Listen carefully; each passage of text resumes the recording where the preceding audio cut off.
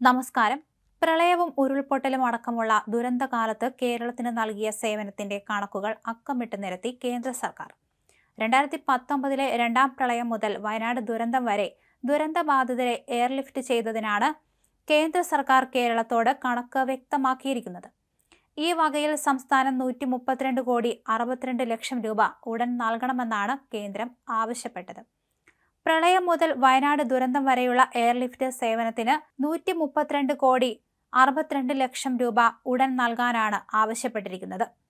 2019 രണ്ടാം പ്രളയം മുതൽ വയനാട് ദുരന്ത സമയത്ത് വരെ ദുരന്തബാധിതരെ എയർലിഫ്റ്റ് ചെയ്തതിനാണ് കേന്ദ്രം തുക ആവശ്യപ്പെടുന്നത്.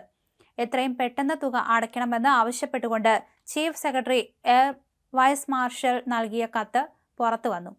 2019 പ്രളയത്തിലും വയനാട് ഉരുൾപൊട്ടലിലും വ്യോമസേന എയർലിഫ്റ്റ് സേവനം നൽകിയിരുന്നു. SDRFന്റെ നീക്കിയിരിപ്പിൽ നിന്നാണ് വലിയ തുക കേന്ദ്രം തിരിച്ചു ചോദിക്കുന്നത്. രാജ്യത്തെ നടുക്കിയ വയനാട് ദുരന്തത്തിൽ മറക്കാനാകാത്ത ദൃശ്യങ്ങളിൽ ഒന്നാണിത്. നിസ്സഹായരായ മനുഷ്യരെ വിവിധ ഘട്ടങ്ങളിലായി സൈന്യം ദുരന്തഭൂമിയിൽ നിന്ന് പുറത്തെത്തിച്ചു. രാജ്യം കൈയടിച്ച ആ ദിനത്തിലെ ഈ സേവനത്തിന് വ്യോമസേനയ്ക്ക് കേരളം നൽകേണ്ട തുകയുടെ കണക്കാണിത്.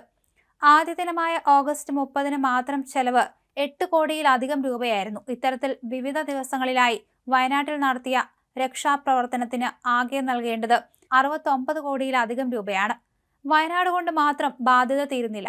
2019 പ്രളയത്തിലും തുടർന്ന് വയനാട് ഉരുൾപൊട്ടലുണ്ടായപ്പോഴും വ്യോമസേന എയർലിഫ്റ്റിംഗ് സേവനം നൽകിയിരുന്നു.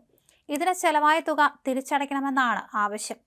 കേന്ദ്രത്തിന്റെ കണക്ക് പ്രകാരം കേരളം തിരിച്ചടയ്ക്കേണ്ടത് 132 കോടിയാണ്. അടിയന്തരമായി തിരിച്ചടയ്ക്കണമെന്നാണ് ചീഫ് സെക്രട്ടറിക്ക് കത്ത് നൽകിയത്. വയനാട് ധനസഹായത്തെ ചൊല്ലി കേന്ദ്ര സംസ്ഥാന സർക്കാരുകൾ വലിയ വാദപ്രതിവാദത്തിലാണ്. പുനരധിവാസത്തിന് ചില്ലിക്കാശ് കിട്ടിയില്ലെന്ന കേരളത്തിന്റെ വലിയ പരാതി നിലനിൽക്കെയാണ് SDRFലെ നീക്കിയിരിപ്പിൽ നിന്ന് വലിയൊരു തുക കേന്ദ്രം തിരിച്ചു ചോദിക്കുന്നത്. വയനാട് ദുരന്തത്തിൽപ്പെട്ട നിരവധി പേരെയാണ് സൈന്യം എയർലിഫ്റ്റിംഗ് വഴി പുറത്തെത്തിച്ചത്. ആദ്യ ദിനം വ്യോമസേന നടത്തിയ സേവനത്തിന് 8 കോടിയിലധികം നൽകണമെന്നാണ് കണക്ക് നൽകിയത്. ഇത്തരത്തിൽ വയനാട്ടിലാകെ നടത്തിയ രക്ഷാപ്രവർത്തനത്തിന് നൽകേണ്ടത് 69 കോടിയിലധികം രൂപയാണ്. മുണ്ടക്കൈ ചൂരൽമല ഉരുൾപൊട്ടലിൽ സംസ്ഥാന സർക്കാരിനെതിരെ രൂക്ഷ വിമർശനവുമായി ഹൈക്കോടതി രംഗത്തെത്തിയിരുന്നു. സംസ്ഥാന ദുരന്ത നിവാരണ അതോറിറ്റിയുടെ ഓഡിറ്റിംഗിൽ അതൃപ്തി അറിയിച്ച കോടതി അതോറിറ്റിയുടെ കണക്കുകൾ ശരിയല്ലെന്നും ആരെയാണ് വിഡ്ഢികളാക്കാൻ നോക്കുന്നതെന്നും ചോദിച്ചു. കേന്ദ്ര സഹായം തേടുമ്പോൾ കൃത്യമായ കണക്കുകൾ വേണമെന്നും കോടതി വിമർശിച്ചു.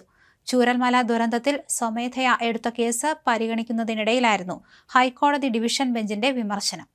കഴിഞ്ഞ ദിവസം കേസ് പരിഗണിക്കുന്നതിനിടെ എല്ലാ കണക്കുകൾക്കും വ്യക്തത വേണമെന്ന് കേന്ദ്ര സംസ്ഥാന സർക്കാരുകളോട് ഹൈക്കോടതി നിർദ്ദേശിച്ചിരുന്നു.